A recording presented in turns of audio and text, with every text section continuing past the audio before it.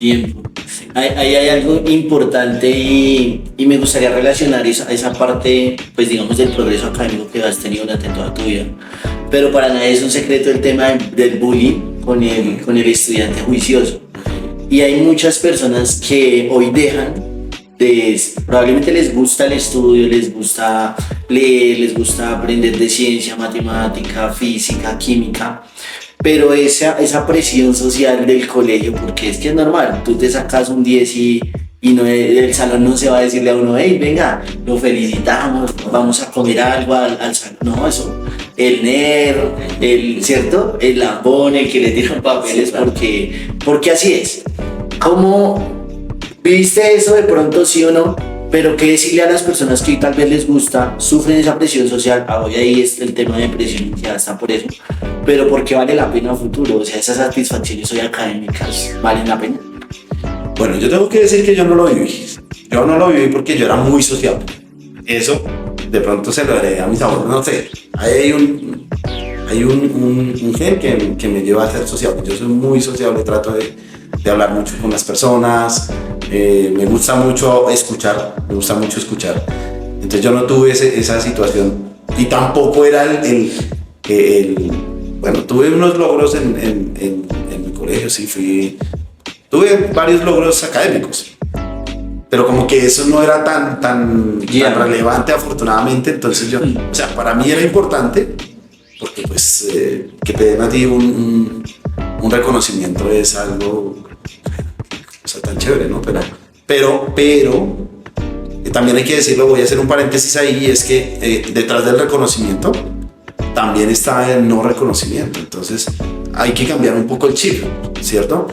Yo siento que hay que cambiar un poco el chip, no es solamente reconocer, entonces está el primero, segundo, el tercer, cuarto y quinto lugar, entonces el que te ocupa el número 30 del salón, entonces hay que estigmatizarlo, hay que señalarlo, hay que decir que es malo, hay que decir que no sé qué, cuando lo que de pronto hay que tratar de entender es que de pronto el primero tiene papá y mamá, los tíos, las tías, los hermanos y todos son académicos y no sé qué, y el 30 de pronto es el niño que vive con la mamá solo. Este tipo de cosas son las que yo quisiera como transformar en el aula, ¿no? Es decir, que no exista, y claro, pues eso lo que va a generar es un conflicto allí, porque el niño 30 que sufre todos los días porque su mamá no está, porque veamos la cultura de hoy, papás que están completamente ocupados. Entonces, papá tiene tiempo, consigue un trabajo de 6 a 2, pero después consigue otro trabajo. Nuestra sociedad al menos no es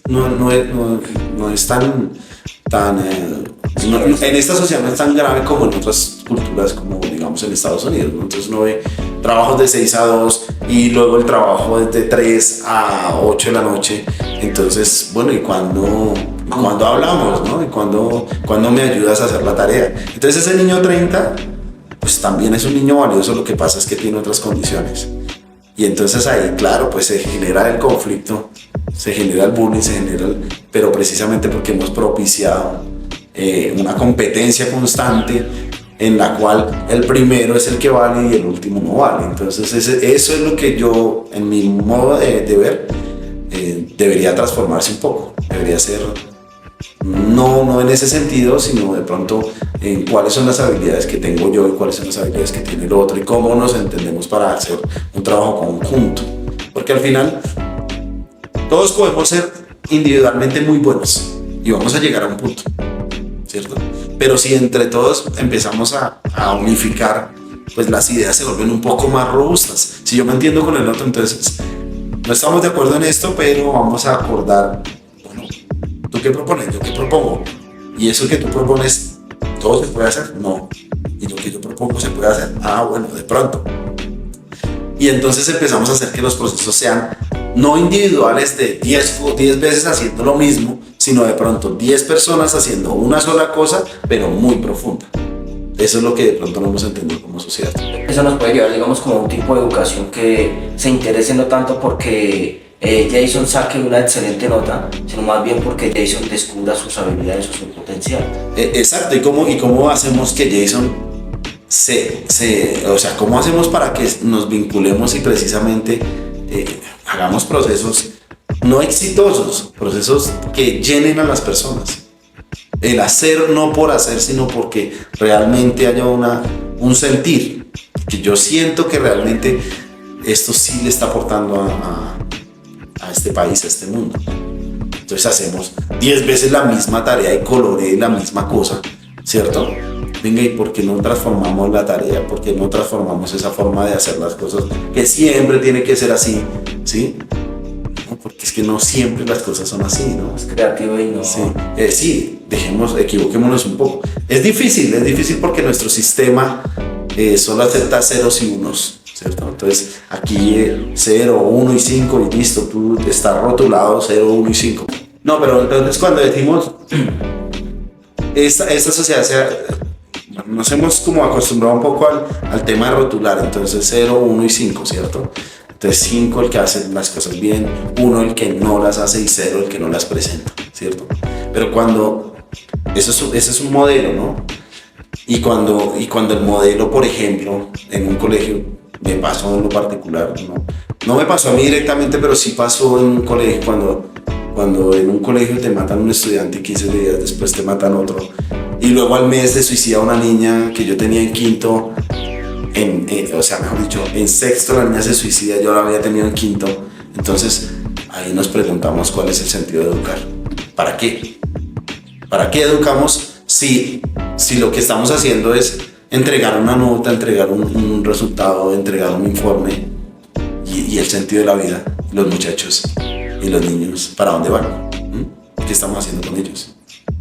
No estamos haciendo nada si no dejamos de pensar en que la nota es lo principal, sino pues también está como escucharlos, ¿no? Venga, ¿y qué tienen ustedes para contar?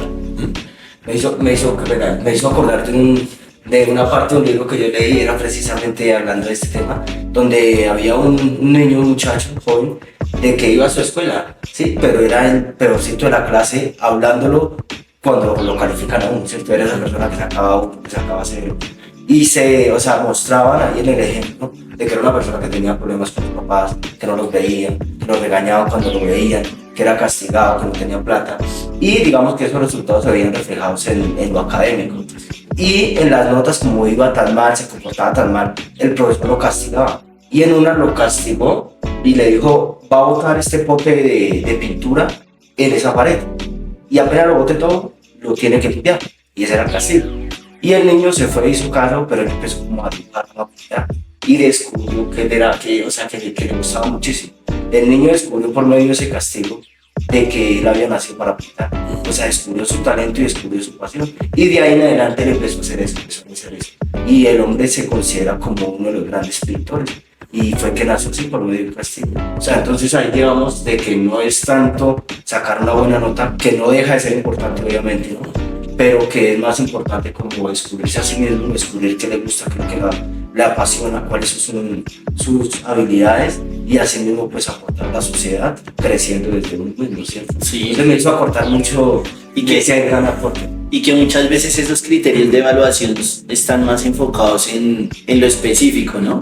O sea, si sé cuánto es 2 más 2, estoy bien, y si no sé, estoy mal.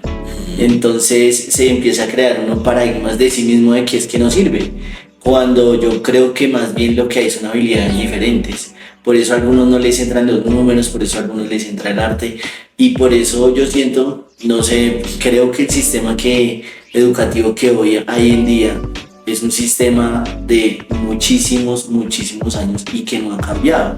Y si nos damos cuenta, ya vamos por la cuarta era industrial, la 4.0, digámoslo así, una evolución importantísima en toda la parte emocional, porque hoy se hablan de cosas totalmente diferentes. Hoy las personas se pueden reprogramar a través de autoeducación, pero esa base educativa de la primera infancia y de los primeros años educativos no ha cambiado. Entonces, y hoy yo creo que todo el mundo lo sabe que hay que modificarlo, pero siento que es más de ponerse en la tarea de casa, creería que es más de poder empezar a aprender cómo ayudar a guiar esos diferentes talentos, porque cuántos talentos hoy nos están perdiendo porque sacaron 0, porque deben 10 materias, porque probablemente son rebeldes, porque no se sienten a gusto en un ambiente cerrado, una cantidad de cosas que hoy probablemente la sociedad, lo que tú decías ahorita, heredamos la violencia y lo que hacemos es señalar, no sirves, no vales, eres malo porque te tocó repetir, en diciembre la pasas mal porque perdiste el año.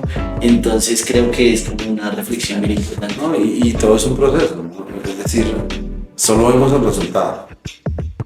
Eso también tiene que evaluarse, ¿no? Es decir, que 2 más 2 sea 4 implica que hay un proceso de razonamiento y que al final el resultado del proceso de razonamiento es que es 4, ¿cierto? En algún sistema de numeración y lo que sea. Lo que se pierde un poco cuando ponemos las notas, cuando decimos que este muchacho es bueno, cuando decimos que este es malo, que este es regular, cuando señalamos, es todo el proceso, ¿sí? Entonces un niño que tiene una dislexia, una discalculia que definitivamente tiene problemas para entender las matemáticas, entonces es malo. Es decir, o un niño que no maneja sus emociones muy bien, entonces es impulsivo, entonces a ese toca señalarlo.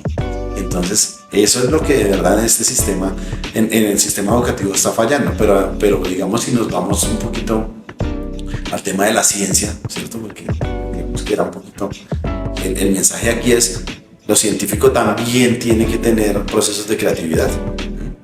Es decir, nosotros tenemos que, primero, vincular la ciencia, porque también estamos, pues, como que hacemos muchas actividades se hacen a diario y no se piensa, pues, bueno, hay una herramienta que se llama ciencia, que podemos de pronto vincular para mejorar un poco las cosas, para